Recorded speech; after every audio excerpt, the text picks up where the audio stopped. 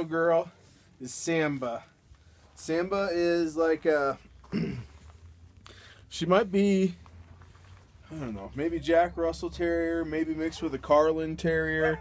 She's got kind of like that Carlin Terrier face, which is like a, or Carlin Pinscher face, which is like a, you know, a little pug mixed with a pinscher.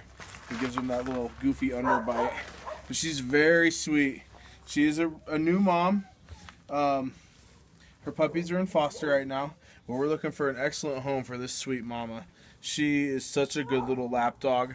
She could be a little bossy with some other dogs. She likes to be top dog, so maybe she would do great with, you know, a single only. She does do all right with some dogs too, though, so it's just hit and miss. She just likes to be the boss. But Samba is a very, very sweet girl. Very goofy little lap dog. Loves to sit on your lap. Loves to get attention from people. She's very, very people-oriented. Very treat-oriented. Just really good little dog. Loves to go on walks. Loves to go exploring.